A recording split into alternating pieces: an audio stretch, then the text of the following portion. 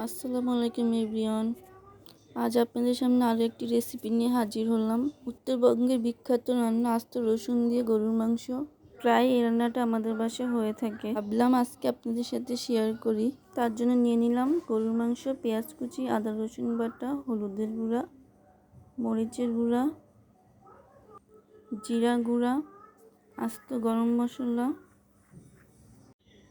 মাংসতে দেওয়ার জন্য আস্ত রসুন, আলু।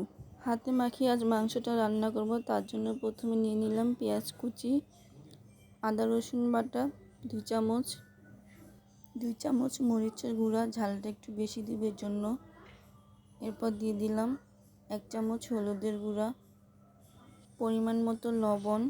তরকারি স্বাদ বাড়াতে দিয়ে দিলাম একটি টমেটো কুচি, অল্প কাঁচামরিচ। এখন দিয়ে দিব পরিমাণ মতো রান্নার তেল। এখন মশলাগুলোকে ভালোভাবে মাখিয়ে নিব বেশ কিছুক্ষণ। মাখানো হয়ে গেলে এখন এতে দিয়ে দিব ধুয়ে রাখা মাংসগুলো ভালোভাবে মাখিয়ে আমি এটাকে বেশ কিছুক্ষণ রেস্টে রেখে দিব। এখন অন্য একটি পাত্রে কেটে রাখা আলুগুলো বেশ কিছুক্ষণ নাড়াচাড়া দিয়ে ভালোভাবে ভেজে নিয়ে উঠিয়ে রাখবো। একই তেলে দিয়ে দিব পেঁয়াজ কুচি। পেঁয়াজগুলোকে ভালোভাবে বাদামি করে ভেজে নিব। এখন এতে দিয়ে দেব ম্যারিনেট করা মাংসগুলোকে কিন্তু আমি অনেকক্ষণ ম্যারিনেট করে রেখেছিলাম।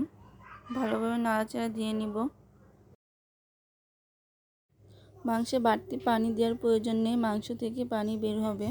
এখন দেব জিরা গুঁড়া দিয়ে আরও কিছুক্ষণ কষিয়ে নিব ভালো করে। এবার দিয়ে দেব ভেজে রাখা আলুগুলো, দিয়ে দিব আস্ত রসুন, দিয়ে দিব আরও কিছু কাঁচামরিচ। এখন আবার নাড়াচাড়া দিয়ে কিছুক্ষণ কষিয়ে নিব। আপনারা চাইলেই কিন্তু এটা বাসায় ট্রাই করতে পারেন খুবই সহজেই।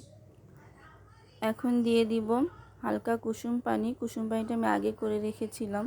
চেষ্টা করবেন মাংসে সবসময় গরম পানি দেওয়ার জন্য, এতে করে মাংসের স্বাদটাও বাড়ে, মাংসগুলো তাড়াতাড়ি সেদ্ধ হয়ে যায়।